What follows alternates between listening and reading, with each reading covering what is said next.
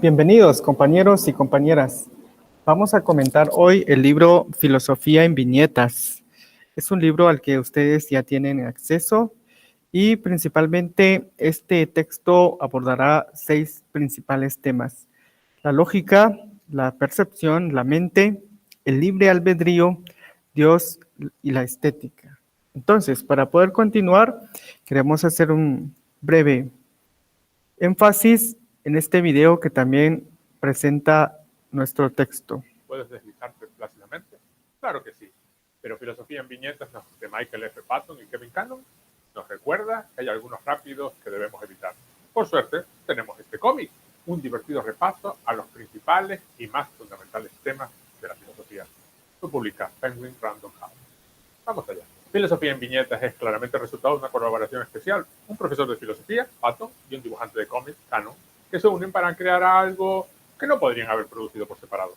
Filosofía en Viñetas es una estupenda introducción a algunos problemas filosóficos y también un cómic muy entretenido. Filosofía en Viñetas está muy bien planteado y ejecutado. Evitan, por ejemplo, el simple listado cronológico de filósofos. También se resisten a intentar dar respuestas. No, todo lo contrario. Su intención es mostrar la filosofía como un proceso de plantear preguntas, de pensar cada vez con más claridad sobre el tema tratado. La idea unificadora es la del río, con sus desvíos, sus rápidos, sus cataratas, sus meandros, sus manglares, sus momentos de tranquila navegación. El río siempre igual, pero a la vez siempre cambiante. Esa es la imagen que quiere transmitirte la filosofía. Y por supuesto, si hablamos de ríos filosóficos, nuestro guía solo puede ser Heráclito. Ya sabes, Heráclito, la base de la filosofía occidental. Heráclito, el de nadie se baña 2 veces en el mismo río. Heráclito, con su barca asegurándose de que tengamos un agradable paseo. El problema es que el río de la filosofía es muy largo, caudaloso y tiene varias ramas: lógica, epistemología, metafísica y axiología, por lo que es imposible recorrerlo por completo en un solo volumen. Por tanto, los autores toman la decisión más importante de todas y la que convierte a este libro en una introducción estupenda. Deciden tratar 6 problemas importantes de la filosofía y exponer brevemente las ideas principales. La lógica. Muy bien, entonces, esta es una pequeña introducción al mismo libro, pero nosotros queremos aprovechar para hablar sobre el esquema que nuestro texto nos presenta. Esta es una forma lineal de ver el tiempo, pero claramente nos decía en el video que la filosofía no se detiene en esta perspectiva lineal, sino los problemas filosóficos se dan y se han dado siguiendo el contexto, tratando de dar respuesta a las distintas problemáticas propias del contexto. Así pues, vamos a hacer énfasis en estas etapas de la historia: la antigüedad, la Edad Media, la moderna y propiamente el siglo XIX y el siglo XX. En la época antigua o la antigüedad, que comprende del 700 al 500 a.C., aparecieron los primeros filósofos anteriores a Sócrates y que se conocen como filósofos presocráticos. Estos filósofos quisieron dar respuesta a una pregunta que sería: ¿cuál es el origen de la naturaleza? ¿Qué cosa originó todo? Esta pregunta en griego se conoce como el arjé. ¿Cuál es el arjé de todas las cosas? Y la inquietud que tuvieron se relaciona en torno a la naturaleza. Bien, antes de Sócrates y justo con Sócrates se da un giro a esta pregunta, porque este personaje, Sócrates, comienza con reflexiones antropológicas y éticas. Por esa razón también conocemos que fue llevado al juicio y también él decide tomar la cicuta. ¿Por qué? Porque se le acusa de negar a los dioses griegos y también porque se le acusó de pervertir a la juventud. Sócrates, que con él comienza esta reflexión del conócete a ti mismo, y luego la frase solo sé que no sé nada. Es una serie de reflexiones antropológicas que se relacionan muchísimo con la ética. De hecho, Sócrates desarrolla una ética intelectualista, que quiere decir, solamente el conocimiento nos lleva a la verdad y la verdad es el bien. En cambio, la ignorancia es el símbolo del mal. Como discípulo de Sócrates apareció Platón, que en un principio pretendía estudiar con su maestro Sócrates para llegar a tener un puesto importante en la política de Atenas, pero al ser testigo de la muerte de su maestro, pues se aleja de las cuestiones políticas y se dedica totalmente a la filosofía. Fundó una academia y en dicha academia perteneció por más de 20 años Aristóteles.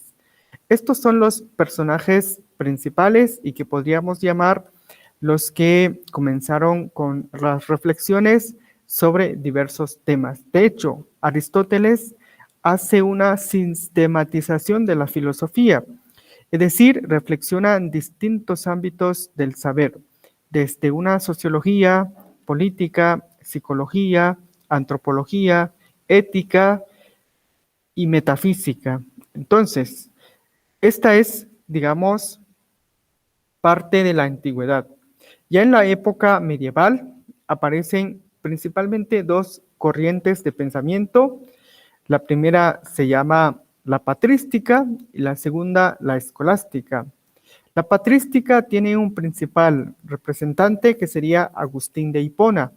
No aparece acá, pero lo vamos a mencionar porque con Agustín de Hipona aparece la reflexión sobre el libre albedrío.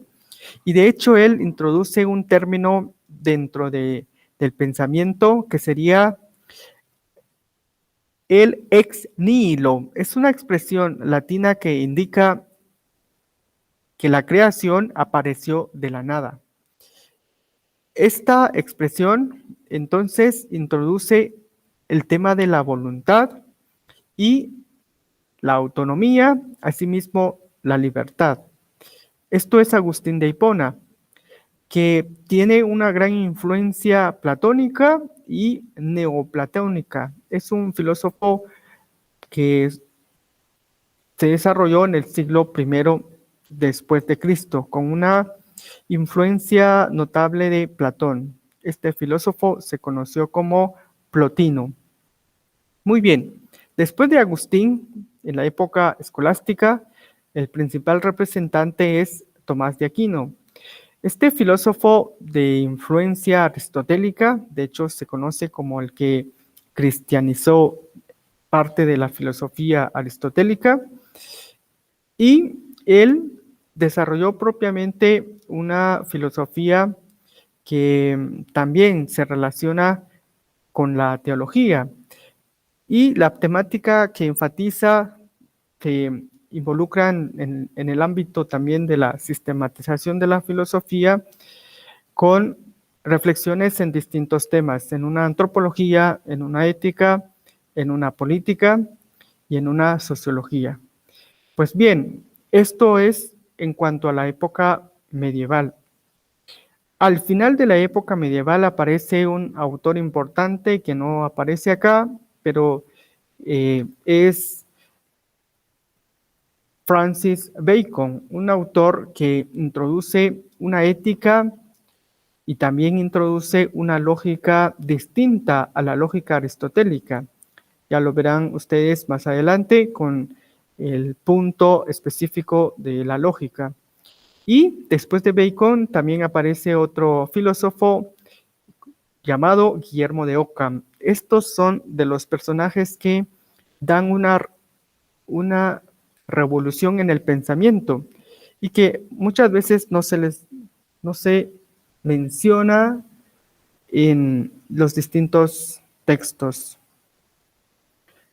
A partir de la época moderna aparecen los filósofos como Descartes. De hecho, la historia de la filosofía occidental piensa que Descartes es el padre de la época moderna, pero hay distintas discusiones en torno a este tema. De hecho, ya para terminar los minutos que queremos aprovechar para esta exposición, queremos decir que De los principales críticos de esta forma de presentar la historia de la humanidad es Enrique Dussel. Él critica que la historia de la humanidad sea de esta forma. De hecho, considera que Latinoamérica no aparece en esta forma de historia propuesta en antigua, media, moderna y contemporánea. No aparece Latinoamérica. ¿Por qué? Porque esta es propiamente una historia occidental. Pero bien, además, Enrique Dussel critica que el padre de la época moderna no fue propiamente Descartes, sino un filósofo español que sería Suárez. Y también existe otro pensador que ya había pensado ideas antes de Descartes, que sería Fray Bartolomé de las Casas. Piensa Enrique Dussel. Entonces, esta es una breve introducción. Veremos más adelante con la diferencia entre los pensamientos propios de Descartes y de Locke. Descartes es un filósofo racionalista, por el contrario, John Locke es un filósofo empirista. Piensan de forma distinta y la síntesis se encontraría con Kant. Muy bien, bienvenidos a este viaje de exploración. Veremos que la filosofía tiene sus distintas disciplinas y veremos más adelante aspectos propios de estas disciplinas. Gracias por su atención.